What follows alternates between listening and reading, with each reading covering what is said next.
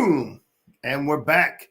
Welcome back, everybody, on another Tuesday night chat with the Muskrat and Mr. Creole Catfishing. What's going on, my Cajun brother? Oh, brother, the weather is warm. The water is high. The water is fast. It is go time, dude. It is go time. I'm so excited. Absolutely. Look at that. First thing I see, we got Big Rich Catfishing becoming a new channel member. Thank you, Brian. Thank you, brother. Appreciate that. Seen a couple folks hanging out early in the house. I didn't see who actually made it in first. I seen Fishing with the Mid-South, but he said second, so I don't know who beat him. I don't know.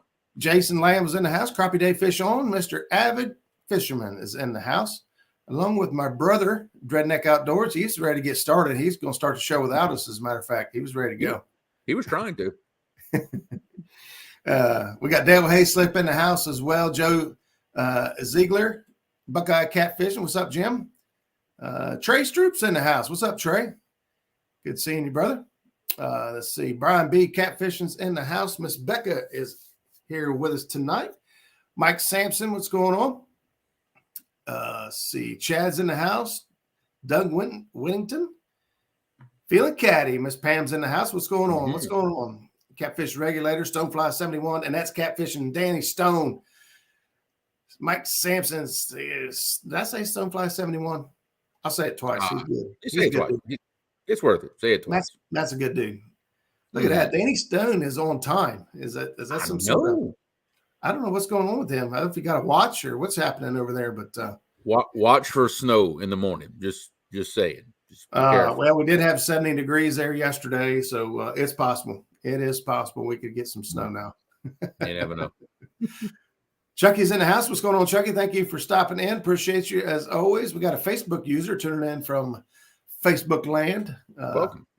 If you give StreamYard permission for me to see your name, I can do that. Otherwise, if you want to just type your name in there, I can find out who you are so I can appreciate you properly. But thank you for stopping in. And let's see what we got going on. There's been a whole lot. Hey, here we go. Paula Smith. What is happening, Miss Paula? We're gonna talk a little bit about Paula here. Zach and I was fortunate enough to go down and spend the weekend with Miss Paula and Ken, and we fished the Kentucky River.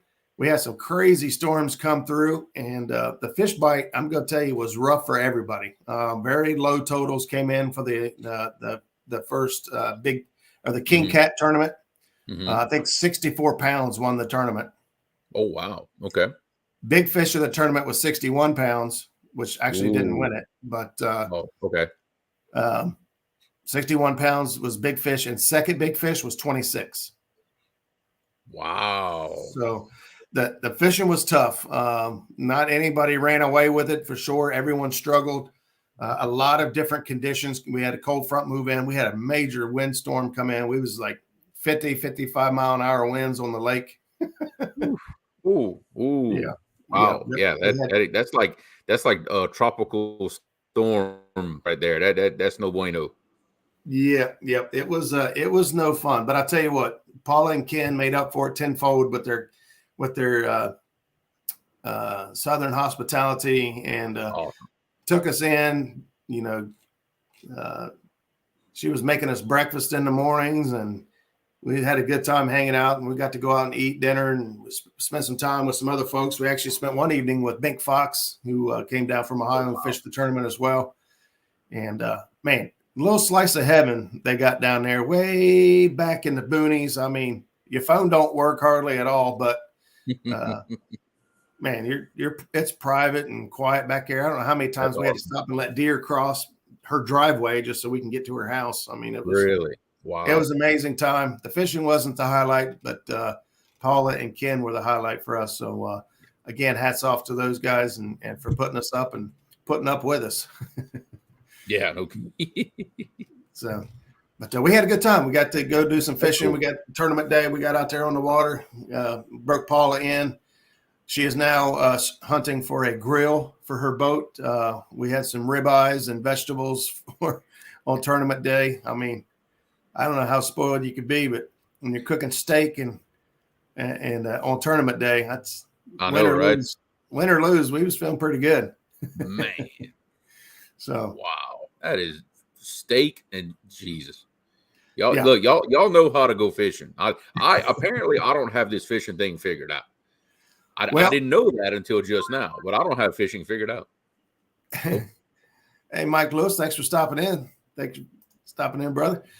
Yeah, well, the way we look at it is even if the fish aren't biting, we're still going to have a good time. And when we eat Oh good, yeah. we feel good. So If what's the up, fish Carmel don't Munsey's bite, in the house? if the Jerry fish Parker. aren't biting, then the fishermen are gonna bite, apparently. Oh, yeah, something's going to get So- eaten. If it ain't the bait, Something's eating. it's going to be some food. Yeah, something's eating. So, That is awesome. But again, thank you, Miss Paula, and taking care of us.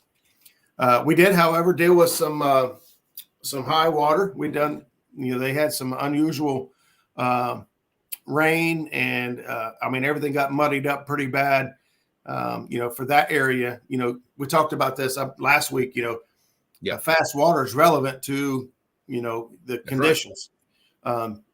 They only had maybe 2 mile an hour current, 1.5 to 2 mile an hour current. But when you're dealing with almost no current, that's a lot.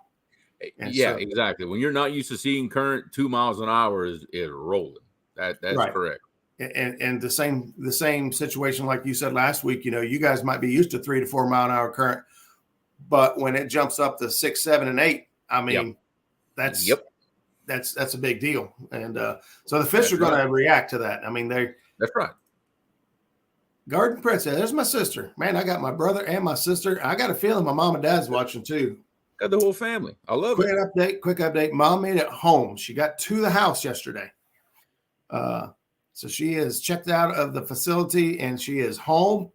But we received news yesterday that it's going to be lived, as she has a hole in her bladder that they've been trying to get to seal up on its own. It just will not do it. And so we're looking at another surgery, most likely coming up in the very near future. Gotcha.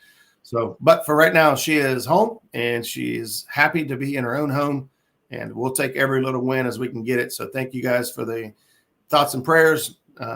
Keep them coming. She's not out of the woods just yet. So Mama, if you're watching, I love you, and hang in there. We got you. So, so here's the thing about high water. And this is, I hear people all the time saying, think like a fish. Well, fish don't think, right? They don't. They react. Right. And so think like people. All right. Think like humans for a minute. So let's think about the weatherman comes on, says there's a big storm coming, man. Going to drop a foot of snow.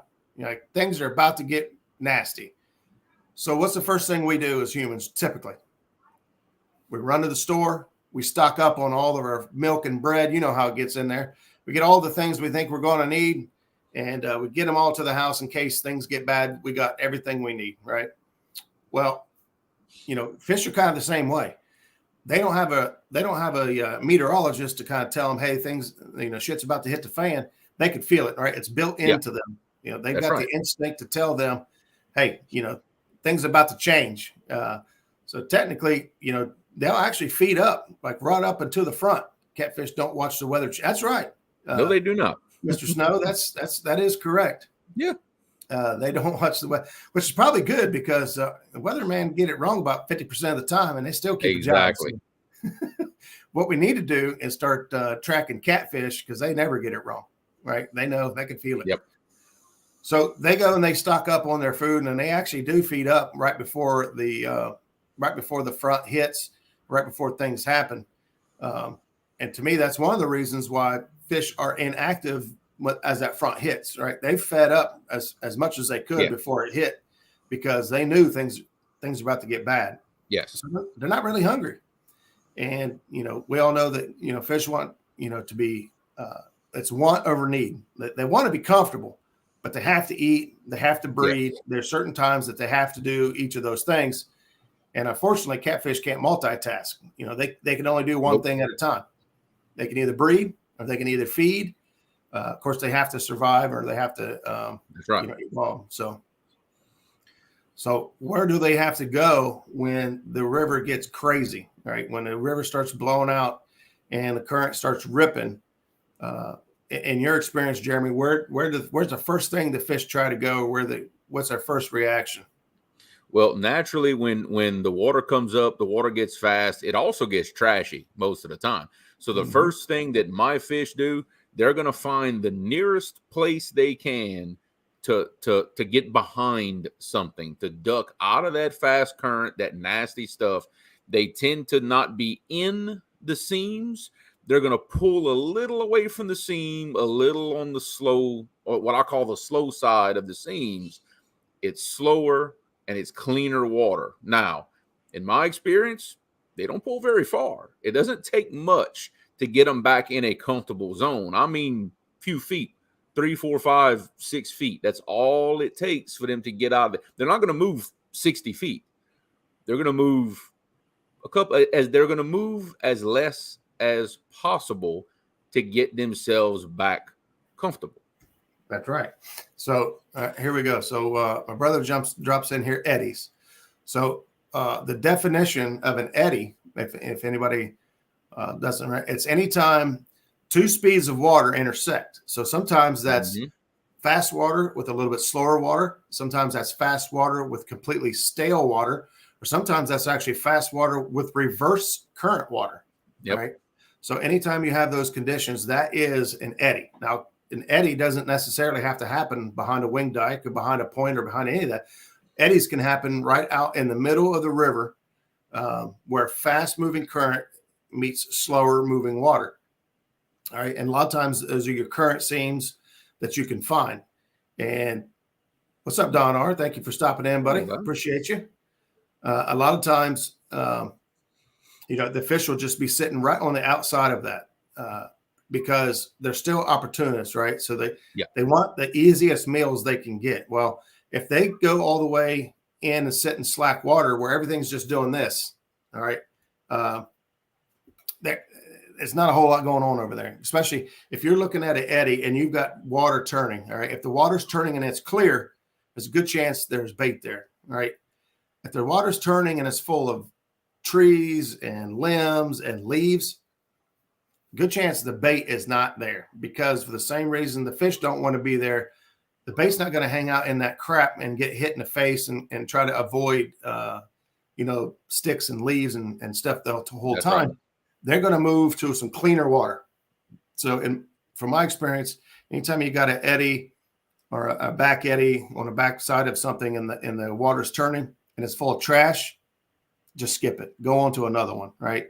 Because the chances are the fish aren't there, the bait's not there, and so you can go on and find another one. Just like Epic was talking at the Catfish Conference about wing dikes. You might have 50 wing dikes in a row, and to you, every single one of them look exactly the same, but one of them is holding all the fish, and you try to figure out why. Well, there's a condition that we don't know or we aren't seeing on top of the water that's making those fish cling to that area, and it might be the way that the bait's hanging to it or the debris moving through it. Because I can tell you now, and I hear this a lot from Chris Souders and a lot of the other folks out there. If you're fishing and you bring it in your line and it's completely full of debris, I mean leaves and crap, 2 feet long of junk on your line, get out of there. Yeah, chances are, you're not in the right spot. Yeah. Yep, you're not in the right spot because just as much as, you think about it, you walk outside and it's sleeting and hailing, what are you going to do? You're going to try to get behind something. You're going to try to get the heck out of the way. You're not going to stand there with your arms pinned back, just getting pelted in the face. You're not just going to take it like that. Yep. And the fish are the same way. They're not going to sit out there and just get plastered by all the sticks and leaves and debris. So if you there it is, river lettuce. If you're bringing up river lettuce off the bottom when you're fishing, you need to move. You need to find an area that has less current, less debris. Now, a little bit is doable, but if your rods are starting to bend over about 10 minutes after they've been cast because they're loading up with trash, that's not the area to be in. But remember, it doesn't take very much. I've seen in our experience, I've seen enough times. I love anchoring my boat right in a current seam. Now, when you're dealing with faster water, I will say this: the current seams tend to be a little tighter. Okay. As in the current seam isn't 10 feet wide and constantly changing. The faster the water is, the more it tends to tighten and narrow up that current seam. And what that allows you to do is put your boat in a position where your boat is dead center right over that current seam. And if you turn your motor just right, you can hold yourself pretty straight. I don't know how many times we either throw 4 to 6 rods. I don't fish with a whole bunch of rods just because we can't. It sweeps them behind the boat. Right. I don't know how many times what I call the fast side of the boat, which is the side of the boat on the fast side of the current seam, my rod tips are constantly doing this. And it'll get worse and worse. There's trash. But the other side of the boat, the slow side, the tips are staying still. I don't know how many times we've caught fish after fish after fish on that slow side of the boat that's only a few feet out of that trash and not get a single bite on the fast side of the boat. It's happened to us so many times. So if you're set up and you're getting trash all across your lines, you may try moving over just a little bit, just to where you get your lines out of that trash line. You're gonna find fish because they won't move an inch more than they have to get themselves back in that comfortable position. Because remember, the food is still holding to that current seam, except the food's going to do the same thing. The bait's just going to slide over just a little. It could be 2 feet. They slide over just a little, get in that cleaner water. Catfish do the same thing. Well, and there's different kind of bait that'll do that, right? So your skipjack, your American shad, your moon eye, and things like that don't mind that current. They're able to handle that. But your shad, generally, they're gonna escape. All right, they're gonna want to escape to calm water. The shad don't mind being right up at the dams, but when it comes down river from it, they don't sit out there in the middle of the river and take on the current. So from our experience, most of the time our shad will move right up on the bank. I mean, if you're up in the trees, the shad could be up in the trees. Really? There are times, there's several areas here that we fish that, when their water gets like this, I say like this, our water is flooded right now. I mean, we're way up, and our shad will move up against the bank, and we can fish. I mean, you can fish in the trees if you can get in there without getting hung up. But you fish as close as you can to the trees, especially on shallow. We've got some shallow sandy flats that load up with bait, and so the bank side of the boat ends up being productive on high water. That's why you see a lot of these guys that bank fish. High water is a good time for them. The fish kind of get blown out of the center of the river, and now they're up in the edge of the current seams, or they're up on the banks hunting shad down. And this is a great time for bank anglers to stack up on big fish. The same with creeks and things like that that'll back up and pretty much just kind of come to a standstill. Drains, tiles, and creeks directly off the river could be. Yep, there you go. We're talking about creeks right now. Creek mouths are going to be real good. The fish, their bait will like to move up into there, especially when it kind of comes to a stop. So your creeks and small rivers, they'll back up and turn green and get pretty looking as the high water just holds it all back. And a lot of your bait and even big fish will move into those backwaters and calmer areas to feed up and to get out of that stuff.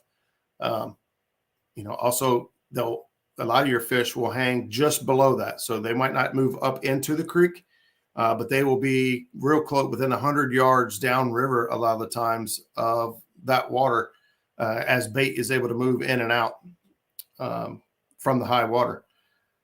You'll see a lot of different, I used to watch a lot of 812 and a lot of other good channels out there that this wintertime, springtime, high water conditions, Hagen Grubbs is one of the others. They'll target these small creeks and small rivers and just nail the big fish because, they're opportunist feeders. They want to get in there and get the easy bait. They don't want to sit out there and use all their all burn up all their calories basically chasing, bait that's moving by at 7 miles an hour. They're going to try to find stuff that's easy to catch. If I had to catch my burger going 7 miles an hour, I'd be a vegetarian. Oh, I know, right? I'm gonna pay for that one. I'm gonna pay for that, but it's worth it. I timed out my dad. Oh, where are we at? Dad, yeah, I timed out my dad. My dad's trolling me, so I timed him out. Oh, yeah, that's gonna come back and get you. I'm gonna say. Oh yeah, I'm sure that'll be all right. We got James here, River Lunacy, man. This guy cranks out a lot of good content. It says 2 days ago, got out of the creek and went off of a boat ramp that had a barge slowing the current down next to it. There you go, man. Just I think we, in general, we overthink a lot of things. Just something that simple as the barge was slowing the water down, or even just barges being parked right there created a current seam that's not normally there, or created a slowdown on the backside of it. And those fish, it doesn't take them long to find that stuff. They're going to move in and they're going to take advantage of it every chance they get. Let's see. Does it have anything? Uh-oh. I don't know what Dad said, but Paula. Dad said that all I'm doing is worrying about the fishing against Paula. So I just timed him out. Well, I can tell you that Paula knows her stuff, man. We spend a lot of time between Paula and Ken and Zach and I, man. We talked a lot about just fish behavior, fish habitat, fish, movements and things like that. And she knows her stuff, when she's talking about the bait moving and right there, find your bait and you'll find your fish. And that's one of the struggles we had down there. We found bait. Our bait was 35 feet deep. Wow. Yeah. Made it terrible for us to try to catch it. We had a terrible time. I mean, it was tough. It was one of the tough fishing trips that we've had. The only beating we've had close to that was 2 years ago on the James, which we caught fish, but we just couldn't get on the fish we wanted. Yeah. Hey, Daryl, Trophy Seeker Outdoors. What's going on, my buddy? In our area, we get to see, especially at this time of year, we get to see it's very obvious what the bait is doing and where the big shad are and everything, because we get to watch the commercial fishermen try to dip shad, like for crawfish season. And I learned really, really fast that when that Mississippi River comes up and starts putting that really muddy water into the Chafalaya, the shad won't come up to the hydro anymore because the water is really dirty. The shad will actually move down the channel and get in the next big current seam down at the point, at the confluence, and they'll get in some cleaner water there, because it makes, at certain times of year, it makes a very pronounced mud line, depending on which river has the dirty water in it. And we've seen it so many times. The shad do that, and the slicker do it too. They'll move back out of that trashy water because there's nowhere to get out of it in that channel. There's just nowhere to hide. So what they do, they just go back. They back up and they find that first available place for that clean water to be, and we'll find them every time. It gets, especially when you go in the same area, it tends to get a little predictable. You can kind of learn after a while where to find them. Yeah, right here. I kind of went through. Actually, I thought I had more pictures than this, but we'll share this one here real quick. Some images I found. Playing around was talking about finding your seams, and this is a very typical condition. Just about you could find on just about any river system. And it may not necessarily be a wing dam as this one's called here. It may just be an underwater point. It may be just the contour of the land coming off. But you've got these points right here. What's up, buddy? It's showing the point right here with the current seams coming off of the point. And, these are the types of conditions that we're talking about. You've got your main current here on your main river channel, and then you've got slower stuff here off to the sides. This current seam here, you may have, fish back in here. It's calling it a mussel bed. It may be. But then, we have a feeder creek here with some backwater in it. And, to me, this right here, this area right in here is like gold to me. 9 times out of 10, there's going to be a hole out in front of your feeder creeks. And you can either set up in front of the hole here and throw back into the hole, or you could sit pretty much right on this point and throw past the hole and catch fish, intersect fish coming in and out of this feeder creek. So just a quick diagram on, kind of some of the things you run into and encounter when you're talking about high water. The main current's going to be moving this way.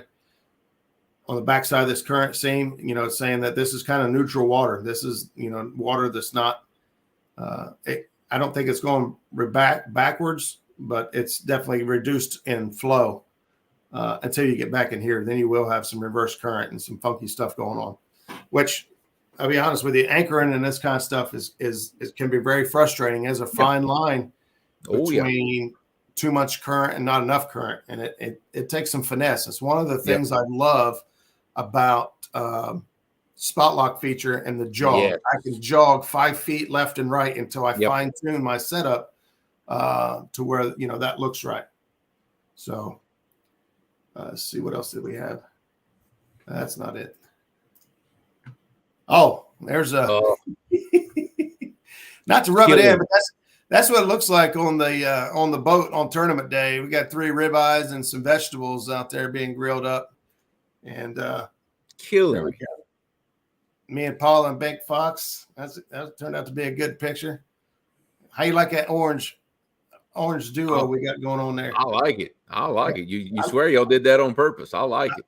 That's the Huck Inferno, Cryptic Inferno, man. I love that pattern. I like it. That is cool. Oh God, I forgot. And I know you didn't mean to show that on purpose. Yeah, because I know you would just never do that. Shame on you, Roger. Let me get that off here real quick. Hang on. Oh, shame on you, Roger. I didn't actually. No, I meant to do that, but I actually had other. Other picture there. It was. Oh, here we go. I meant to go into this one here. I was talking about the sale ad. That was a good one. Guys, if you haven't seen the sale ad coming out here in 2 days, go check out the Cabela's Bass Pro sale ad. Holy smokes. Let me see if I can get a better, closer picture right here. Yeah. Right here's your Garmin 12-inch Ultra 126. That's your side imaging. That's the whole shebang. $1,500, man. That's a $27.99 unit for $15.99.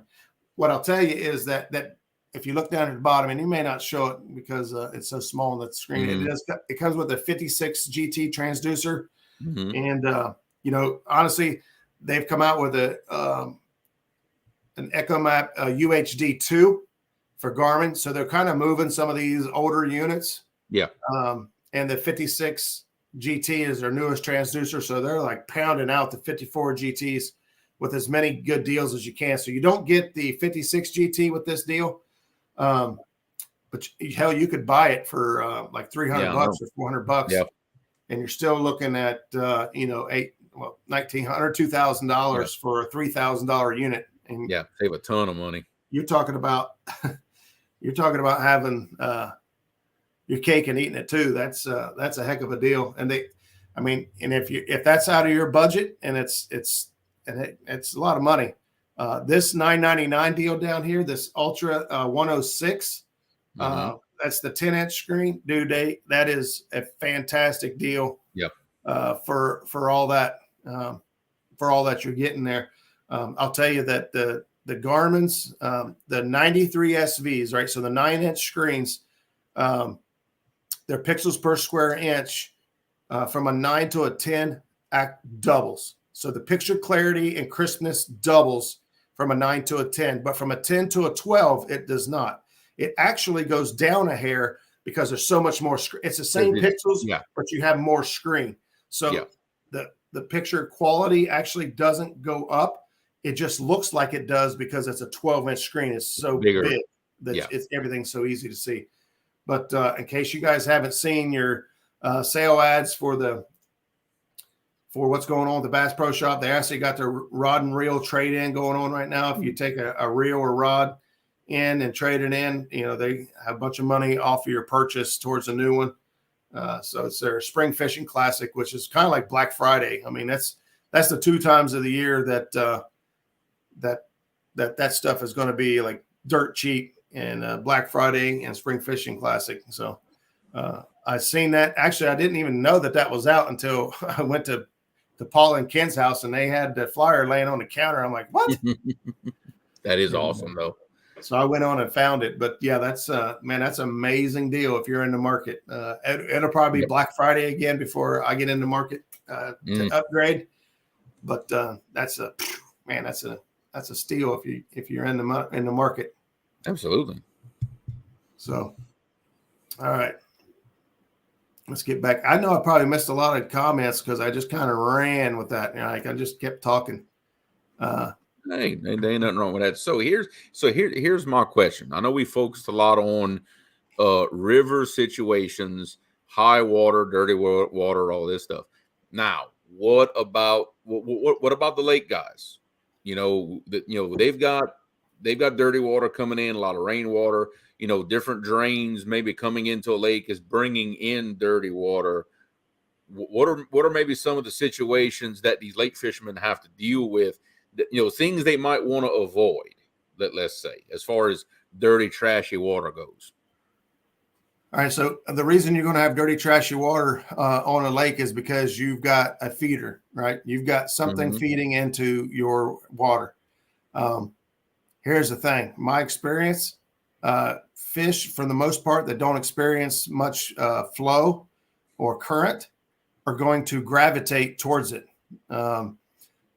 In my experience, moving towards your feeder creek or towards the source of your mud and debris actually creates opportunities for feeding fish to move in and to catch more fish. When I'm talking about catfish, in my experience, as far as all the other species of fish, like when you get flooded timber, what I mean is water rising so high it's into the timber, up on the ground, up in those areas. Hey, Brandon, Catfish and Dreams. What's up, buddy? Lance McCoo guy. Matt, want to be outdoors? Thank you guys for stopping in. Tidal Waits, what's going on?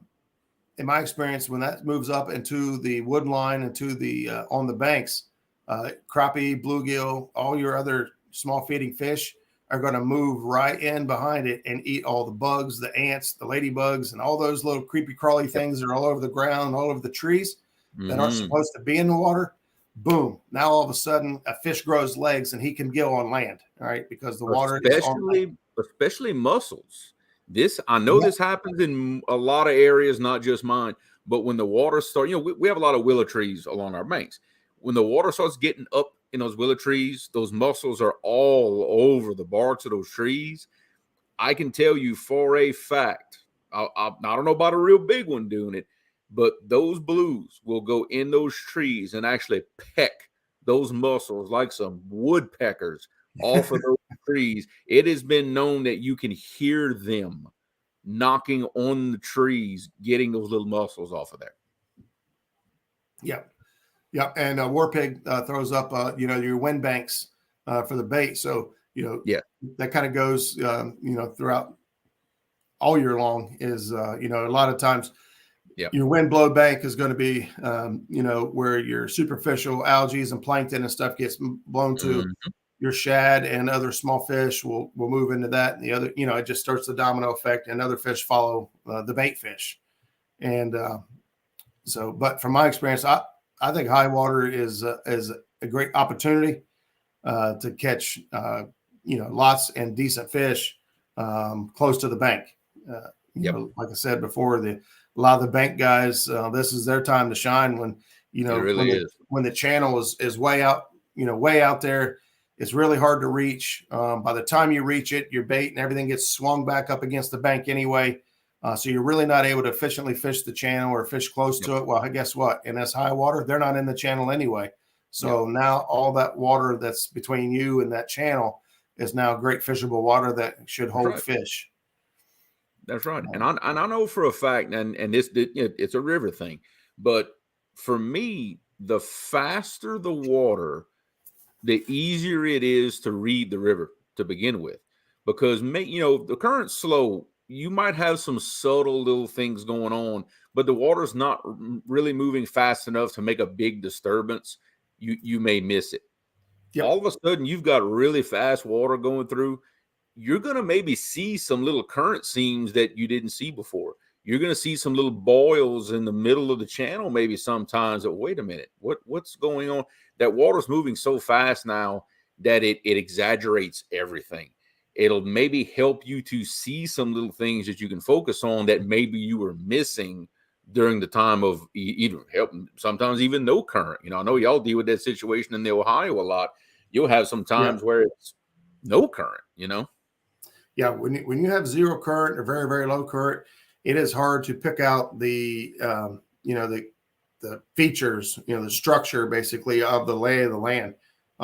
As the current speeds up, it pretty much exacerbates everything and makes it twice as noticeable to a certain degree. There does come a point where it's just rushing and you can't make heads or tails of anything. But I agree 100% that the current will give away things that may have been just a barely little dip in the river before is now a huge roll, and you're like, what the heck's causing that? And exactly. You can go back and something you can at least put in the back of your your memory bank, and when the water does calm down, say, hey, let's go check out what happened, why that was doing that last week. But you are right. There is a limit. When there's a 3-foot swell in a river, it's awfully hard to read it. I will say that it gets a little difficult. Let's see. We got Richard from Fishing and Freedom in here. So somebody say hello to him. So if I missed you, oh, there he is. I love seeing them boils in the river. Means there is a hump there and probably fish behind it. Yeah, that's that's one of the things that can be a dead giveaway. I use this scenario from time to time, but Zach and I went to a brand new pool of water, never had any idea what was going on. We were scanning the banks and scanning things, and was just kind of looking. I was looking across the river, and I noticed just a little tiny seam, like something weird was going on out in the very center. It was very, very subtle. I was like, what's causing that? And we went out there and looked, and there was a ship on its side in the middle of the river that, I'm sure people knew about it, but like everyone we talked to that fished that area didn't know about it. And we're like, how the hell do you not know about it? It's like, it was a very subtle thing out there, but it was enough to get our attention, to get our curiosity going and say, hey, let's go see that. Let's go see what's going on there. Reading the river, no matter how good your electronics are, your eyeballs are always going to be your best source. Right here too. Brad says birds tell a lot. Watch the water for bait hitting top of the water. Yeah. Your sonar can't tell you that. Your eyes can. Especially early in the morning. At first light, the sun started hitting the water. That's always a really good time to see those shad, popping the surface. And there may be some people in chat that don't realize what that looks like. But it's just a little subtle little dook, just makes a little ring, very subtle, but you'll see those little, honestly, growing up, I used to think that was bugs on the water doing that. But it's not. It's actually shad that are popping the surface. If you learn to look for those things and what they look like, it'll help you out a lot. Right there, and War Pig's ready to do some fishing. I don't know if I'm fishing at all this weekend, to be honest with you. Our waters here are pretty crappy right now. Everything's going berserk. Honestly, if I had the opportunity, I would be crappie fishing right now. I've been wanting to crappie fish bad here this last week or so. I'm telling you, ever since the conference, I picked up a catch the fever rod for crappie, and I have been dying to go try it out. And, I don't blame you. Watch the waters around you, so I'll tell you what to know. Yep, that's it. What side of the boil is the bump normally? So if let's see, I'm trying to figure out if he's talking about a boil or. Well, the boil, like I think what he's asking is when you're going along and you see a boil in the water, where normally is the bump in relation to where you're seeing that boil on the water? It's always going to be upriver. Yeah, it's gonna, and it's depending on the depth and depending on current speed as to how far. But by the time the water reacts to the because that's what you're seeing. The boil is the reaction to the water rolling over that bump. So naturally, it's going to be downstream. Yep. You know, and the deeper the water, the faster the water, the further downstream the boil is going to be.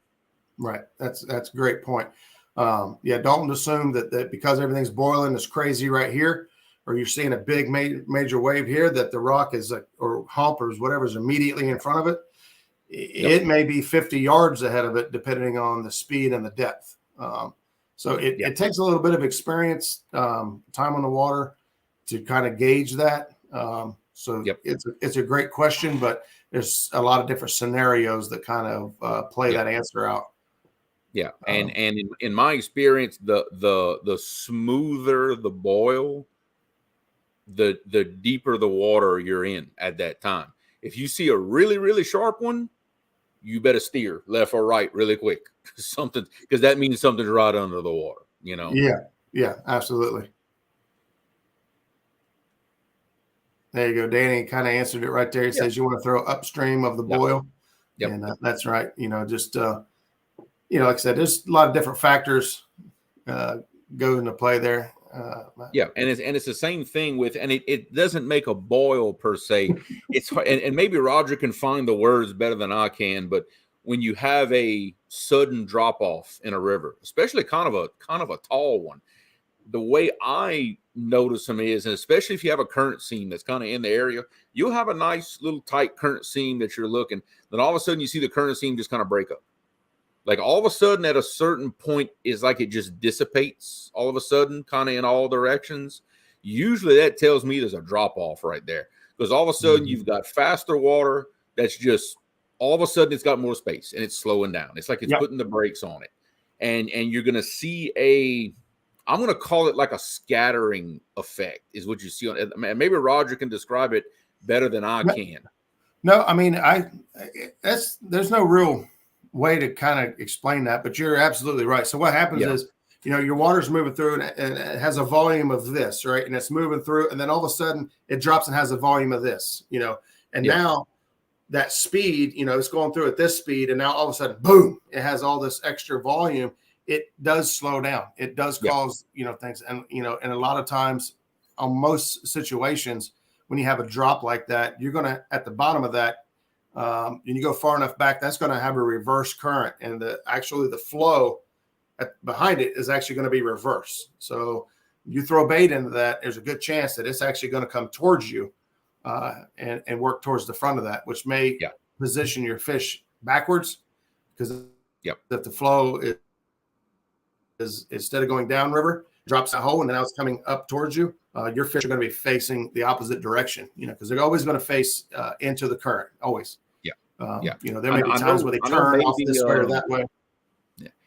I know maybe an extreme example of this slowing down effect, and I'm sure most people have seen this at some point, is water going over a weir. We've got maybe a foot or two of water like rushing over the top of a weir, then all of a sudden it dives off the backside. Well, you'll notice when it dives off the backside, it seems like right when it dives off, that water's not even moving hardly. That's what's happening. You've got a column, maybe 2 foot thick of water that's rushing over. Then all of a sudden it slows down because it's hitting deeper water. It makes a slowing effect. And that's an extreme example, but it's the same effect in a river.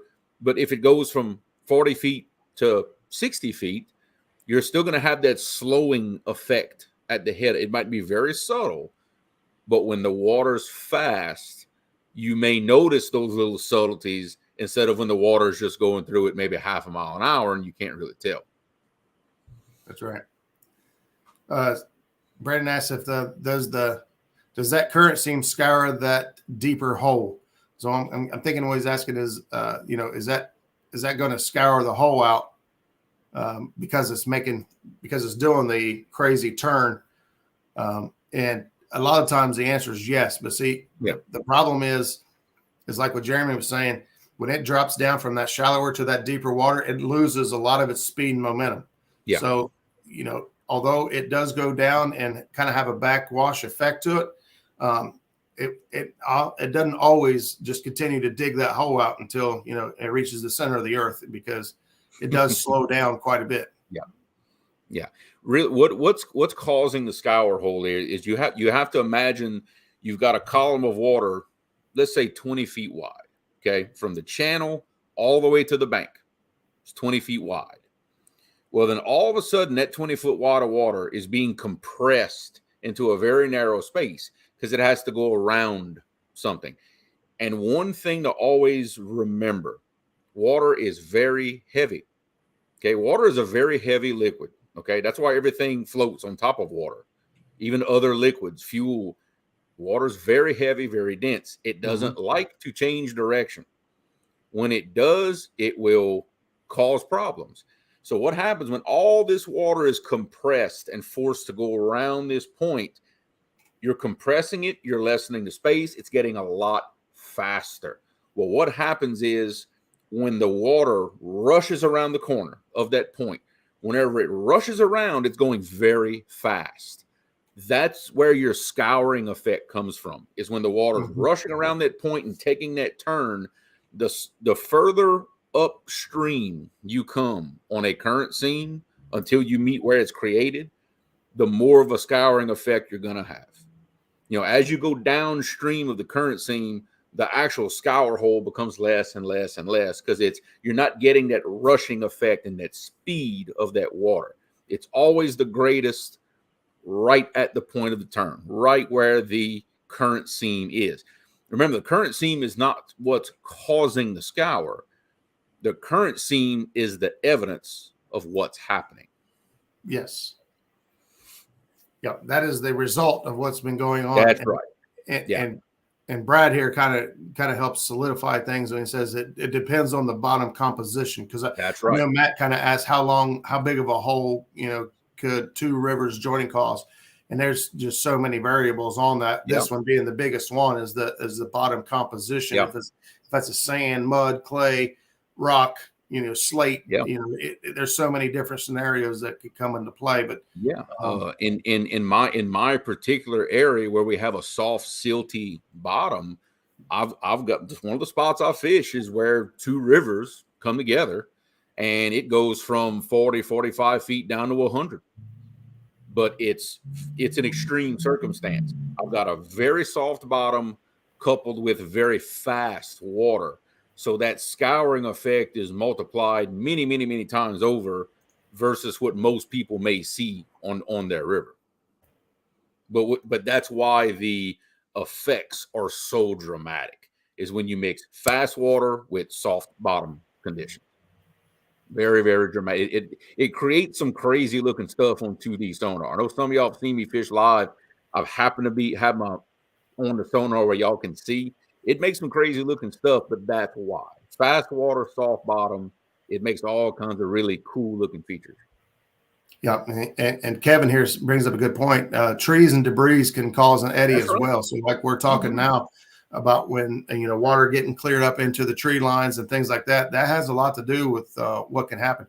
You may have a point, the hillside may come down and have trees all the way on that point, but now all of a sudden your water is up to those trees, and whether it's flat or not, those trees are going to actually start creating current breaks and seams that are going to give opportunities for not only bait fish, but also feeding fish as well. Yeah. I mean, the water still has to go around it, whether it's a natural point sticking out, whether it's a wing dam that's sticking out from the side of the bank, whether it's an old laydown or some old stumps or a log jam. It doesn't matter what it is. The water still has to go around it to create. Oh, I know. I saw. I saw. They're trying so hard to distract me tonight. Somebody's got a drinking game based on the fact of trying to throw me off. I don't know. So something's going on that I don't know about. Is that what you? Yeah. Hey, Fish by Faith. Hey, thanks for stopping in, and good to see you again. Yeah, and Becca brings up a good point here, and I think that it's good to mention, because I catch myself, and me and Jeremy talk after the shows a lot of times, that we get ahead of ourselves and expect everyone to understand terms that we use. That's right. There's a lot of folks out there that aren't, that are coming here to learn. to come in here to try to find out, these terms and figure out how to use them. And but here's a good one. Becca says she had to look up the word scour hole or scour, and it makes sense. And so yeah, that's a bad on my part. Yeah, we never want to talk over anybody's head. Slow down, and kind of explain what that is. But yeah, the holes below, basically any natural forming or even man-made structure will often create a deeper a hole of sun. And what normally happens is water flow creates an erosion of sort, and that basically scours the scours the area out, meaning a scour hole. But from everything I can think of off the top of my head, that comes from erosion of sort from water movement and then hitting an object, whether it be a point, a dam, a lock, anything. It could be any number of things. Yeah, exactly. Right. I know a good maybe visual. Now, I just imagined this in my brain, so y'all bear with me. I'm trying to make sense of this. But take a garden hose, just an open-ended garden hose, turn it on, and just hold it and let the water run on the dirt. Okay, eventually it's gonna cause a little hole where that water is hitting the dirt, and that's your current speed, is just water coming out of an open-ended hose. Take that same hose, put your thumb over the end, then hold it down and hold it over that same hole. What's going to happen? It's going to dig you a much bigger hole because the water, same amount of water. The amount of water has not changed, but it's moving faster. And what you've done with your thumb, you've just created that obstruction. You're obstructing. The flow hasn't changed, but now you've put something in its way. Right. The water has no choice but to go around it. And to do that, it's got to go faster. You're creating the same effect. Now, in flood conditions, you're going from a garden hose to a fire hose. Whole lot more water, whole different situation. Yeah. Now that is a great analogy, brother. Because the same amount of water has to come through, right? It's kind of like what we're talking about going from shallow to deep. That water, it's the same amount of water moving through. And when it drops down deep, well, now that water can slow down because it has a lot more volume. Whereas the same thing applies if that water somehow goes skinny, it's now got to pick up speed to move the same amount of water through the same amount of space. So, which for the same reason, if you're looking on Navionics, if you're looking Google Earth Pro, whatever it is you're looking at on your computer in a river, look at the width from bank to bank of that river. That's why anytime you're looking at a river and you see the banks narrow, the river itself starts to narrow up, you're going to be guaranteed of two things. And this does not matter the size of body of water. You're going to be guaranteed two things. One, the current's going to pick up. If you've got current, it's going to increase by relation to how much it squeezes in. And two, it's going to get deeper because you've got faster water now. It's going to take a little material with it. Now, how much does it pick up? How much does it suck in? That depends greatly. Those of y'all that creek fish, y'all understand this phenomenon a lot because a big rain will blow out a little creek. And all of a sudden, when that creek narrows up, that water is booking. But you can be guaranteed of those two things. Yep. Same thing goes, you're wide. So one of the things we had to consider when we fished Kentucky Lake was they were getting more flow. And the upriver, that place is crazy because it runs north. Yeah. It runs backwards. But, the upriver was extremely narrow with all that new water that we got. It was flying. It was going fast. But when it got down to the area we were, it opened up to a lake-like scenario, and so the water speed slowed way down. That was still more than what they were used to, but it played a big major part in the our decision whether to go up or down. And there were even teams that decided to jump over to Barkley because Barkley didn't have hardly any flow at all, and so that was I believe Mark Blauvelt and went over there and they caught some fish. Because they went to an area that had less flow and a little more consistent water. So yeah, because I would imagine with fish that really, let's say, have never experienced flow, or they're not used to having any flow, I would imagine their reaction to flow is possibly much more dramatic than, let's say, my fish's reaction to where all they know is current, just how much of it. That's just, it's a theory, but I would imagine it's a much more dramatic effect. that's right. I'm trying to catch up with some of these comments here. Let's see. And for the lake guys, I think I told you guys last week, we got Shane Henderson going to be coming on soon. And he is big time lake angler. He spends probably 90% of his time on lakes. He spends a lot of his time on Hoover Reservoir, which is going to be good for not only myself, but some of the other local guys around here that love to fish Hoover.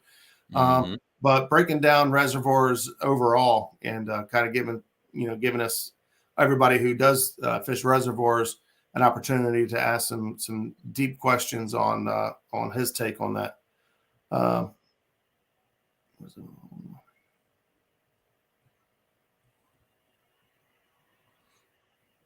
Yep. I would say that's due to either two things. That's either due to different densities in the rock, or you've got some type of sediment between the patches of rock. And of course, this is going to eat that right out and just cause a hole in that spot where you have a softer material. Jay's asking. Yep. We saw the same question. Think a can catch a bait bumping at 5 miles an hour? I guarantee you they can catch one going 5 miles an hour, because I have done it, and oh yeah, and the big ones can do it. Trust me. Yeah. I know of a 53 that did it in cold water. In cold water, he managed to do it. So I can't imagine in 7-degree water. Yeah, 5 miles an hour coming at them. Yeah, no problem. They'll do it. So that's one of the things that, I bring up a lot of the times, especially when it comes to bumping. People ask how fast is too fast to bump. There's no such thing as too fast to bump. I don't think so. No, because if you ever caught a skipjack or try to catch skipjack, you see just how fast they are. They're crazy fast. Well, guess what? In the natural environment, there's nobody out there cutting the heads off a skipjack for these fish. They got to catch them whole, and they are fast. Now they are ambush predators that will set up and try to ambush them with little movement and put themselves in a striking position, but they are still catching that bait one way or another, and it is fast. Shatter fast, bluegill fast, bait is fast, and so as far as I'm concerned, bumping too fast, no such thing. No, not hardly. Now I will say this, and I say this because of my conditions. I have very extreme conditions. I have tall humps. They're very sharp-sided. For me to cover and keep my sinker on close to the bottom at all times, I can't bump 5 miles an hour. It's not because the fish can't get it. It's because my contours are so up and down so fast. I'm just going to fly from hilltop to hilltop, essentially. Yeah. I'm never going to get my bait in the bottoms. So what I'm forced to do is slow down more, use a heavier weight. That way I can keep my bottom contact instead of just sailing over their heads every time. And what I've had to do, and I've caught fish doing this, my trolling motor will only slow me down so much, okay? What I've had to do is take my big motor, crank it, and just kick it in gear and just let it idle, then use my trolling motor to make up the rest of the difference. I have done that on more than one occasion to try to cut 8 mile an hour current in half or more, and I'm bumping with 12 ounces.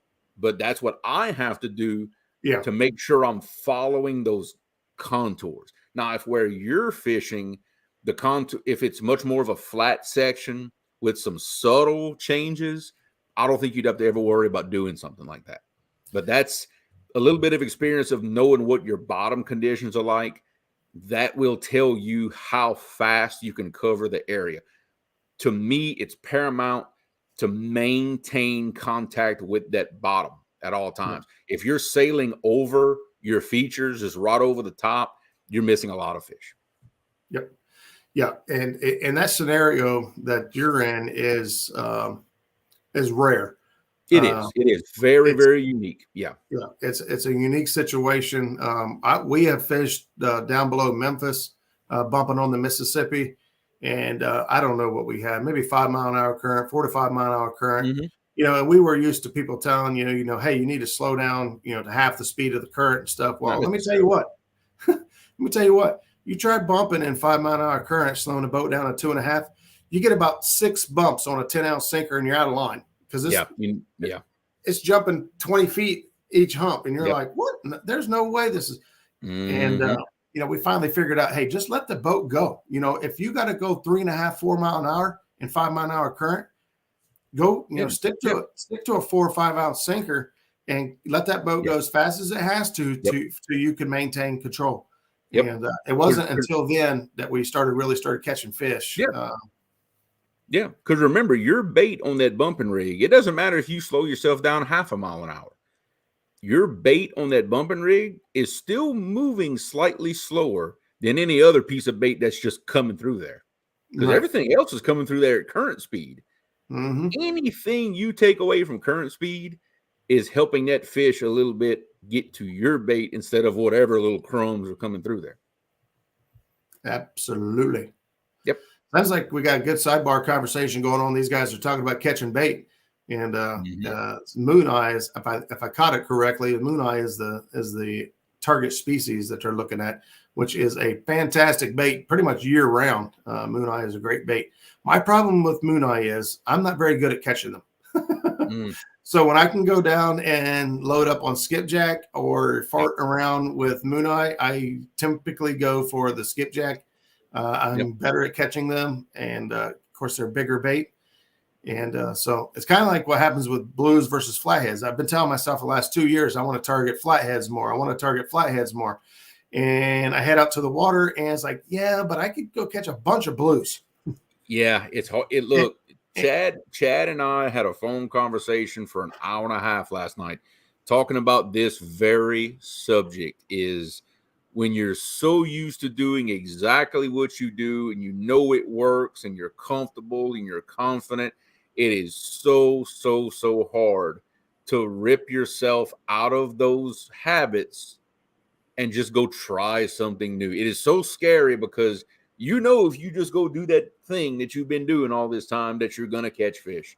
Man, it's hard, but I've got to do it. I'll be the first one to tell you, I have got to do that. I've got to just get it in my head that, look, I can't always depend on this same area to produce for me. Yeah.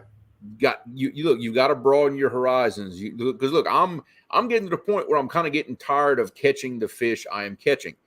I want bigger, and I know there's bigger, but I need to change what I'm doing to go get bigger. Yeah. I've got to. What's your famous saying, Roger? What your famous saying that you always tell me? If you want to catch big fish, you got to be prepared to catch big fish. Yeah. But how does it go? If you always done what you've always done, you're always going to get what you've always got, or however you say it. If you always do what you always did, you always get what you always got. That's it. If you never change anything, nothing will ever change. Marty has a good point here. The fish are eating whatever the bait is moving at river speed. And they're used to catching that bait at full speed. So like Jeremy said a second ago, if you slow that down just a little bit, it don't have to be much, but if you slow down just a little bit, you still got a chance of getting hooked up because those fish are not used to catching that bait at full speed. Yep. Yeah. Slow fish just slow enough to cover the terrain. That's the most important thing. To me, with bumping, how slow do you need to go to cover the terrain? That's what's going to get you fish. If you go too fast for the terrain, you're going to sail it right over their heads, and they're never going to get it. Yep. Don't leave fish to find fish. That's I do that all the time. That's the problem. Yeah, I'm all guilty the too. time. That's why I'm hesitating. Yeah, If I'm because catching the same class of fish over and over again, if I'm catching 10-pound eaters or 10-pound not eaters, I don't eat 10 pound. If I'm catching 10-pound cookie cutters, which is what I meant to say. If I'm catching cookie cutters one after another, and eventually we're like, all right, yep, this is not the target we're after, or we yep, move in and we're loading up on channel cats, and was like, this isn't what we're this ain't after.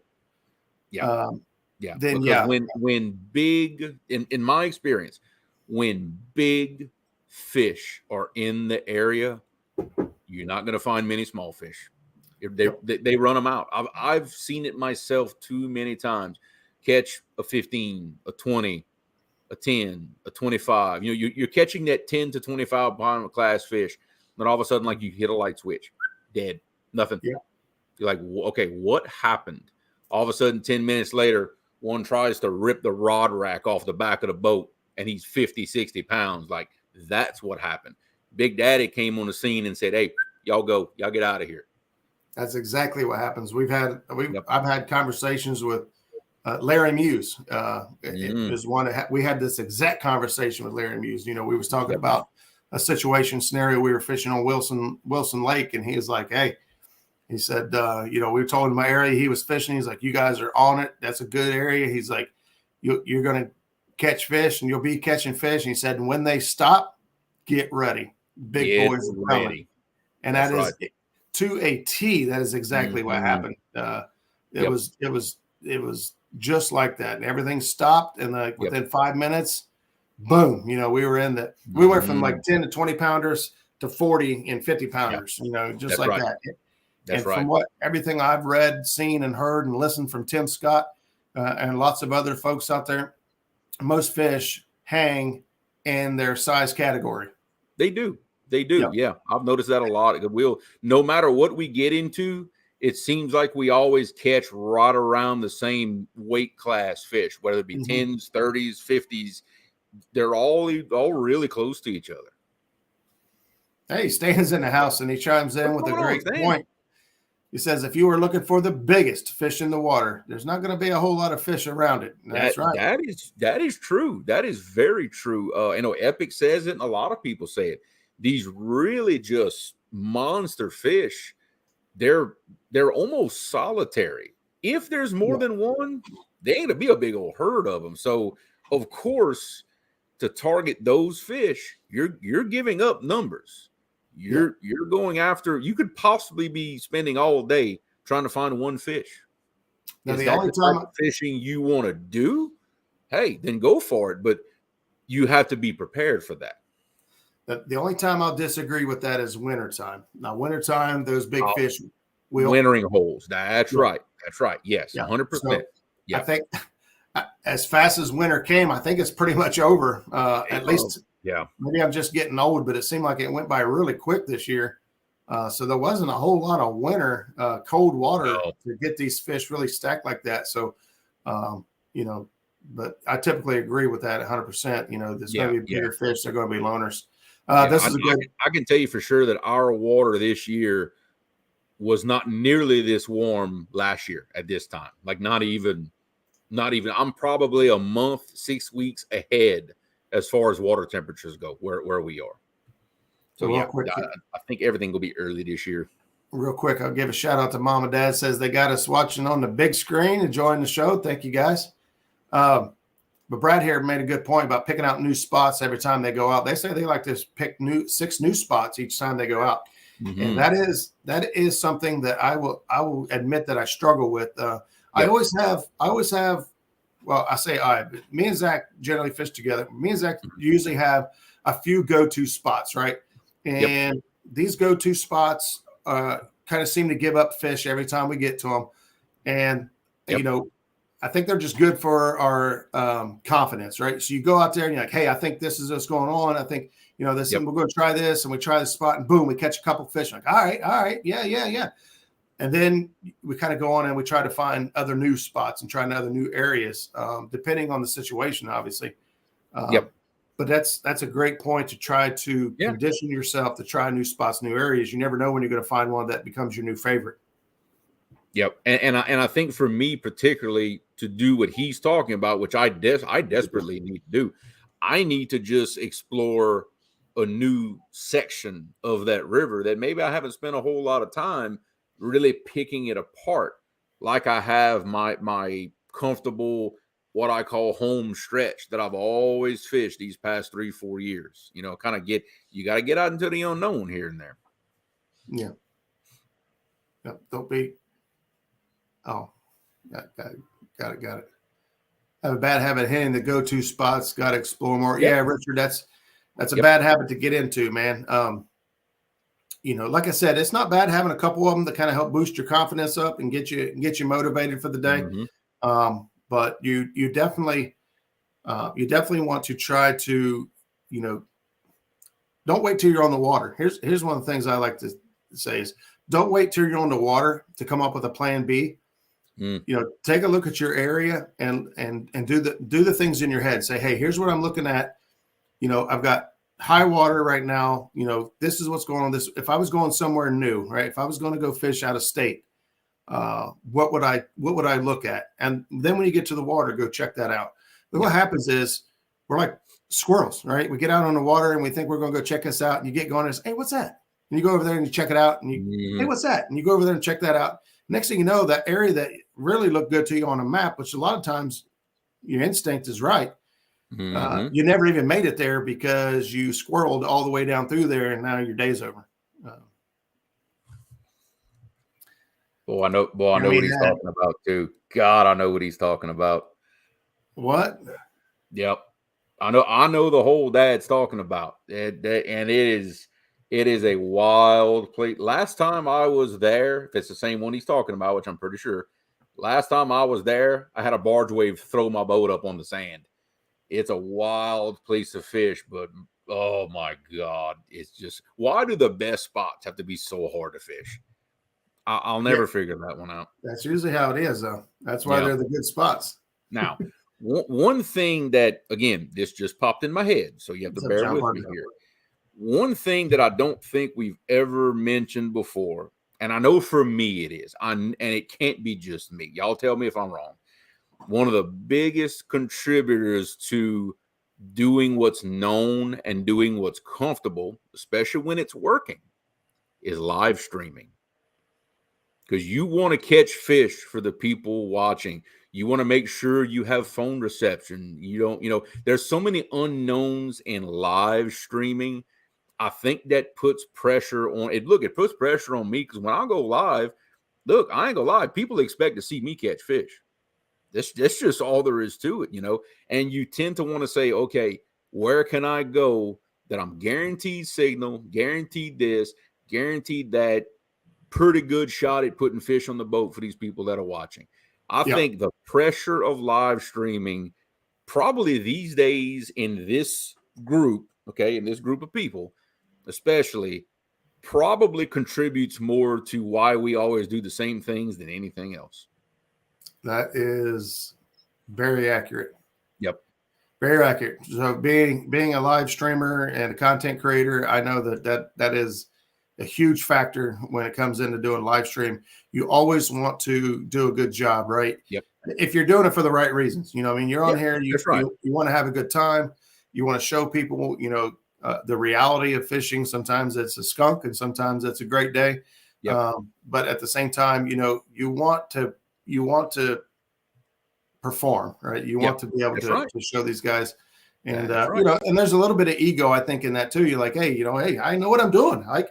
We get on here and we talk about this stuff and we preach it, but we don't go out and do it and actually show results. Then who's going to listen, right? That's exactly right. We all know that there's channels out there or folks out there that come on and they talk big and they sound like they know exactly what they're doing. And then you're like, let's see results. All right. Like, when's the last time you caught a fish? Like when's the last time you even went fishing? And so to me, when I'm looking at shows that I like to watch and learn from, that's what I want to see. I want to see results. I want to see you talk about it. Okay, great.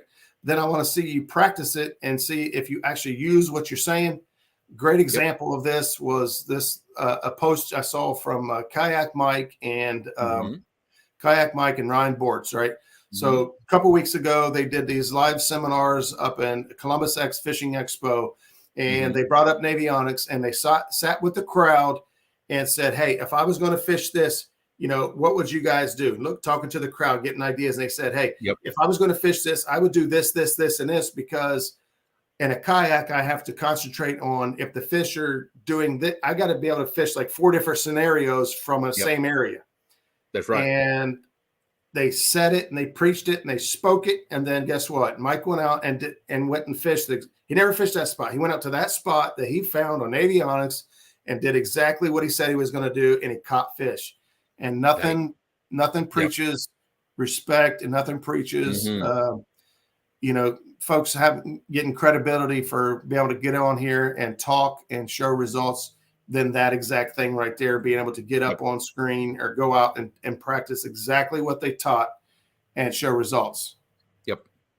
But you know what? That's a promise that I'm going to make to y'all. Now, besides when I'm fishing a tournament, if I'm fishing against somebody, I'm going back to the spots that I know. Okay. I'm not crazy. So Paula, yeah, right. Good. No. Yeah. You ain't getting that lucky.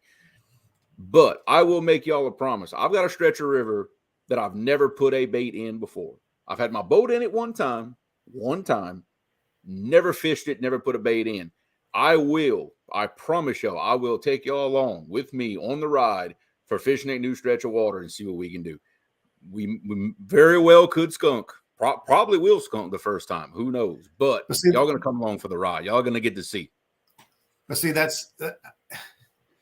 thought a lot about that here lately. About taking people along for the ride and showing. So one of my ideas for a show is exactly this. We're going to go to a new stretch of water, right? You and I are going to sit down here on the show, and we're going to break down a body of water that I've not fished. Yes. Right? And then we're going to go live, and we're going to go out, and we're going to go fish and look at exactly what we found on the maps, exactly what we see, and then go out and compare what we've found on the show to a live stream and see what the results turn out. Now, that's exactly what I have in mind to do is take y'all along for the ride, but from the very beginning of looking at Google Earth to look at this stretch of river to slinging the baits in the water, the whole ride. This is how we make our decisions. This is how I decide what I'm throwing baits at, and we're gonna find out if we can. We can find out if we can get it done. We can find out what we learned from the experience. So we've talked about this before, and I used to be into deer hunting and turkey hunting 3 times harder than I fish, believe it or not. And one of my favorite shows on the Outdoor Channel, everything, was called The Truth, and it was put on by what was it? Primos. And it was called The Truth because they showed the good and the bad and the ugly, right? Not every hunting trip turned out to be, this big extravaganza, broadcast event. And same thing goes for us out on fishing, from research to line stretch. There we go. The sound of that. I do. That does sound. It has a ring to it, doesn't it? No, it does. Yeah, Primos right now, because so that was one of my favorite shows to watch because they didn't automatically just show everything hunky dory and go out and film for 3 weeks and then show you something that looked like it happened in 10 minutes and think these guys are gods, right? It was the real deal. And so, ooh, Freddie, that is a show in itself right there. Yeah, buddy. that's it really is. Get which one has the best sail. How about that? That's an easy way out.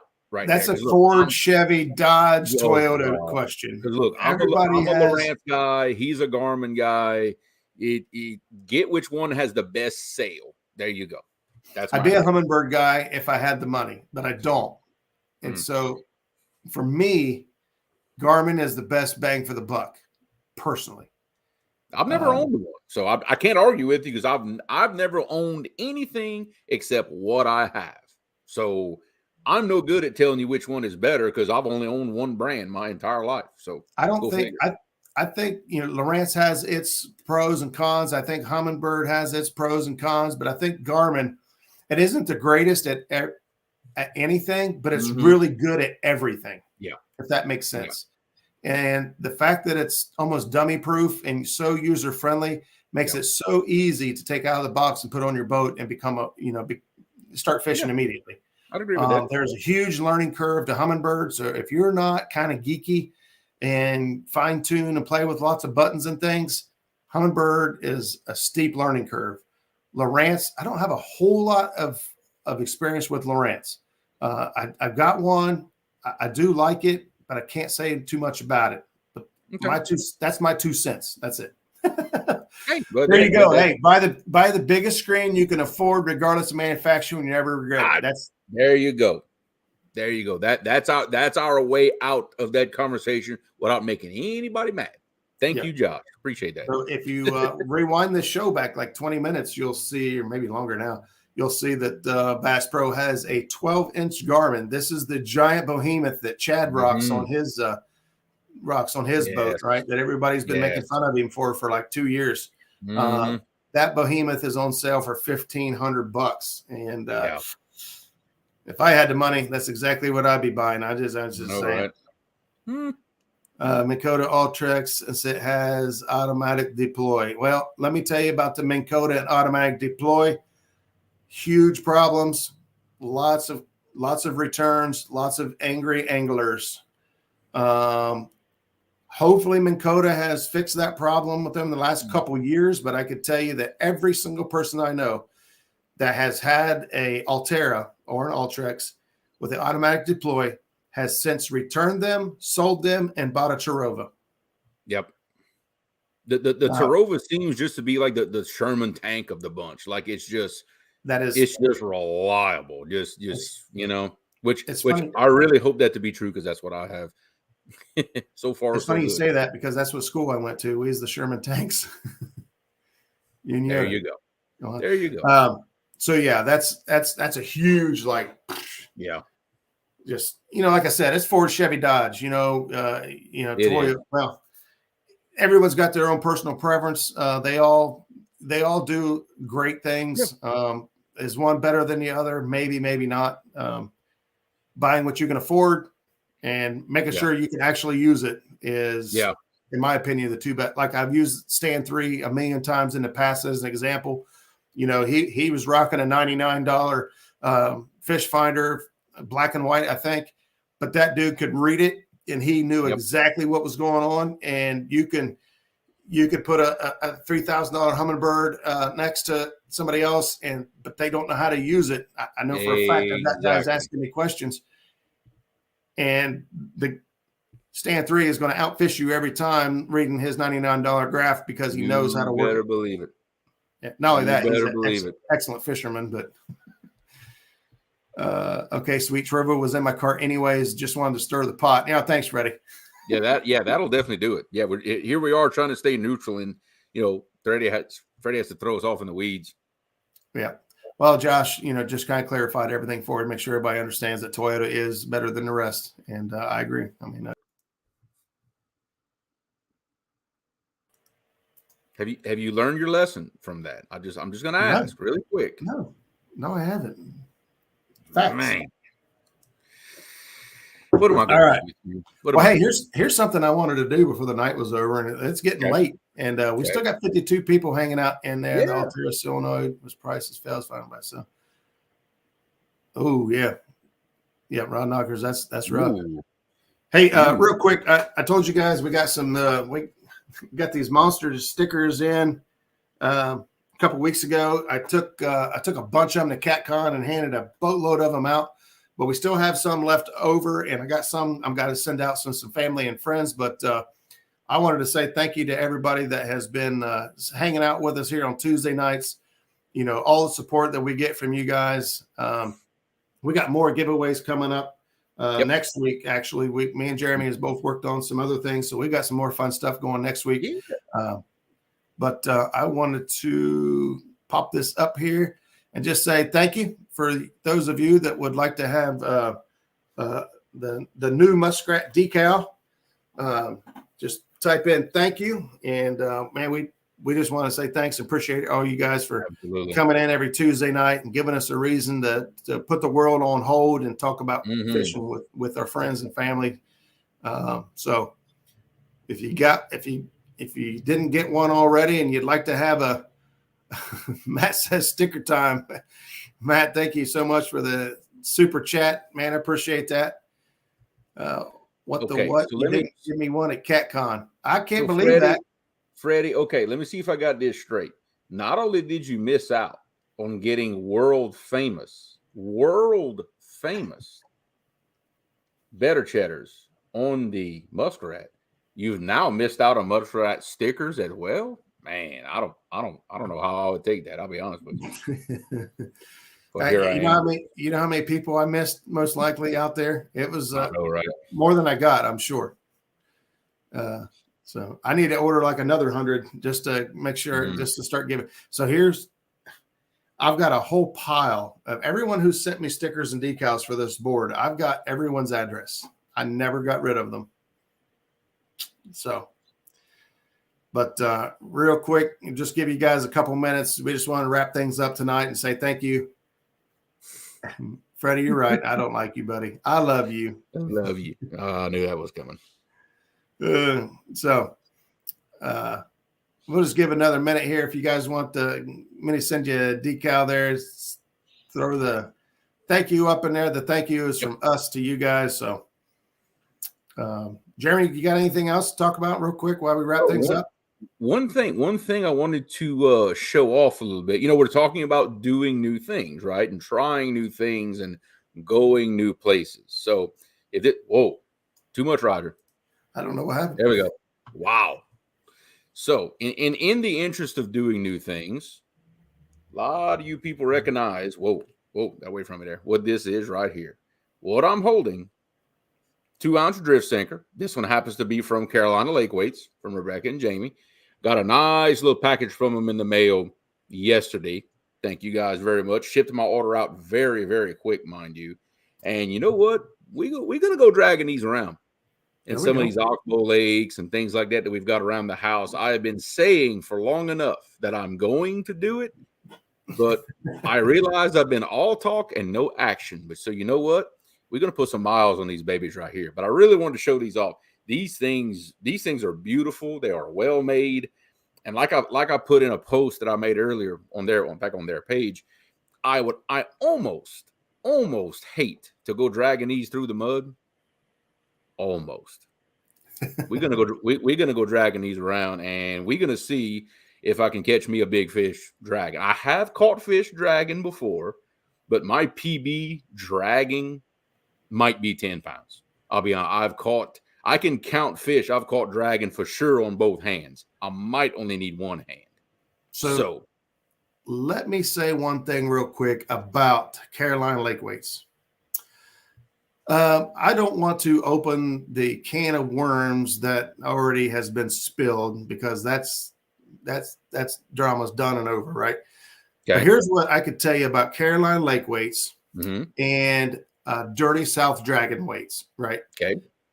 These are two companies that both have dragon weights that are basically targeting the exact same audience, right? They don't. Neither one of them have a whole lot of products to offer. Although Dirty South is like coming up big time with a lot more products, ramping up quickly.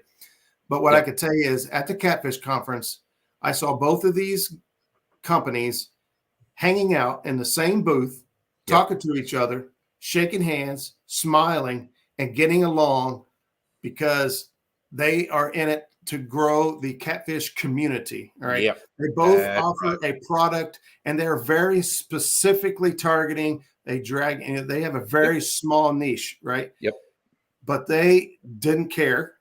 They are not in it to kill each other or drag each other through the mud. No pun intended on the dragging weights. But they are in this together, separately, for the better of the catfish community, right? Yep. Their goal for both of them were this: we want to offer the best products we can to the catfish community, so that it could grow. There are enough anglers out there to go around. We don't have to shoot each other down. We don't have to drag each other through the mud. We don't have to cutthroat anyone.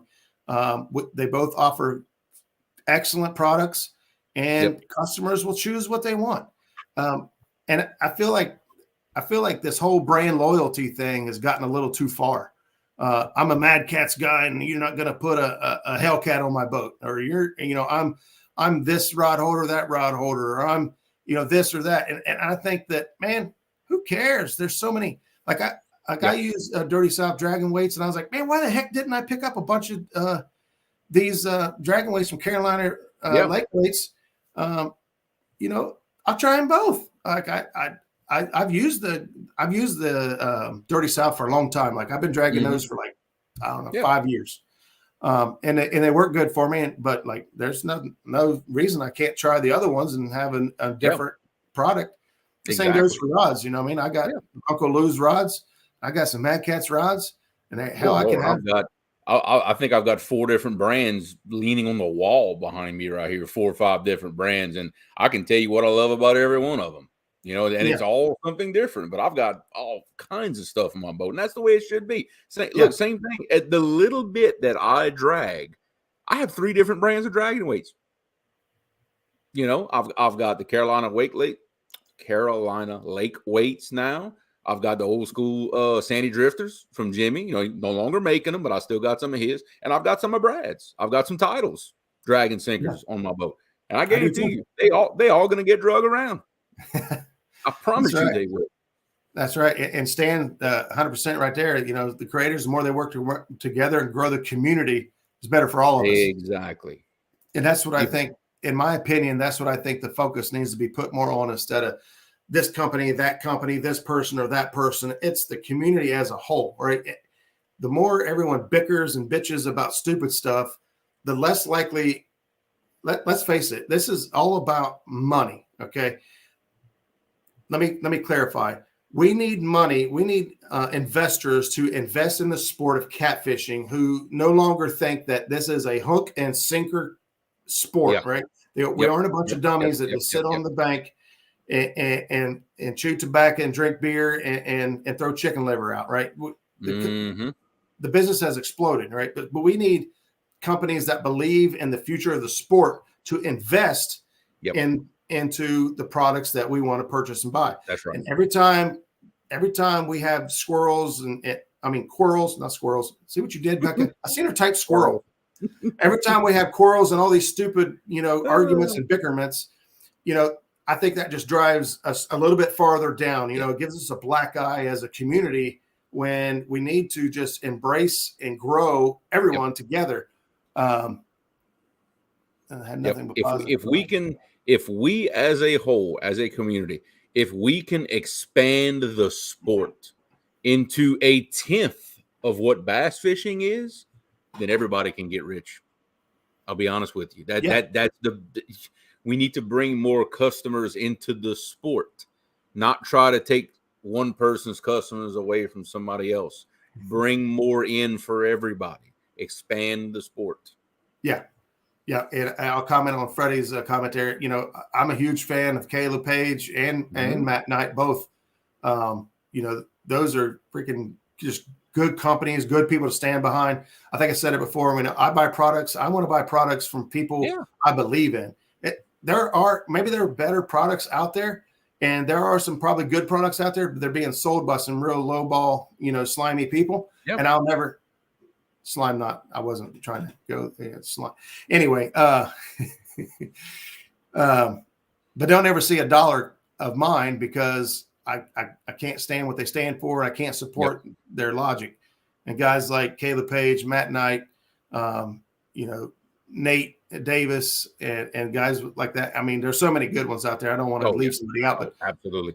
I think that the pettiness of, I got, mine's better than yours, and you like so-and-so, so you can't like me, and you can't support this person or that person. I think that is all just so childish and petty. I've kind of all but stopped Facebook over the last couple of weeks because I was sick of seeing it. It just gets a little out of hand after a while. Yeah. But we were still buy from whatever you want from whoever you want, and if you'd like 2 or 3, 4 different companies, who gives a shit? Buy it. Try Exactly. it. Use what you like. If you like it, try them all. Because let me tell you something. Every single piece of gear I have, I don't care what manufacturer it's from, at some point, at some condition, at some season, has a place in my boat. Everything, every single thing I own at some point has a place in my boat. I've got a situation that piece of gear will perform better than everything else. Situations change, well, then that gear is the best for that situation. That's what it's all about.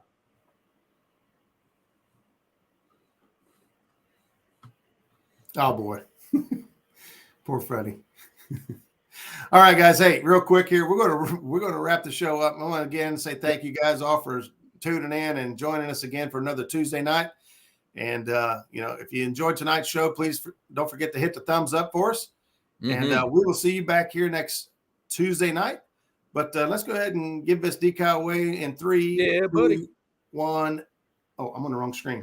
Send it. Yeah. Don't click on my face. That's not going to get you in. Yeah, I was clicking on the actual screen here instead of the other monitor. Look at that. Oh, perfect. That worked out, didn't it? Boy, oh boy. It's for sure going to snow tonight. Oh boy. Well, now I have to send one to him. Now you got to. Oh, that couldn't have done it any better. That was fun. That was fun. All right. Well, guys, we're going to head out of here. We'll see you next Tuesday night. Same cat time, same cat channel. Good night, everybody. Bon pêcher, everybody.